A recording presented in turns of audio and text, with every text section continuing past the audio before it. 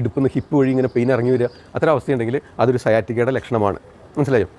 ആരംഭഘട്ടത്തിൽ നിങ്ങളെ കൂടുതൽ ഹർട്ട് ചെയ്യുന്നില്ല, അതുകൊണ്ട് നിങ്ങളിത് കൊണ്ട് നടക്കും, മെയിൻറ്റെയിൻ ചെയ്യുന്നുള്ളതാണ് ഇതിൻ്റെ കുഴപ്പവും. മനസ്സിലായില്ലേ? അപ്പോൾ ഇതിന് ആയുർവേദത്തിൽ ഒട്ടനവധി ചികിത്സാ രീതികൾ പറയുന്നുണ്ട്.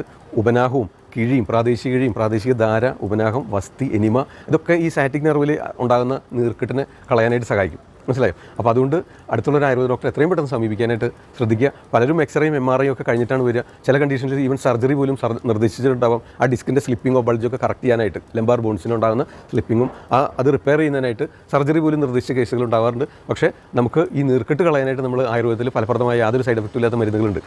അത് കൊടുത്ത് ഉള്ളിലേക്ക് കൊടുക്കുന്നു. ഒപ്പം തന്നെ എനിമ പോലുള്ള ട്രീറ്റ്മെൻറ്റ്സ് എക്സ്റ്റേണലി നമ്മൾ ബണ്ടിൽ മസാജും ഓയിൽ തെറാപ്പീസും ചെയ്യുന്നു. അപ്പോൾ ആ നീർക്കെട്ട് കുറയുമ്പോൾ തന്നെ ആ എല്ലുകളൊക്കെ പൂർവ്വസ്ഥിതിയിൽ പ്രാപിക്കുന്നു.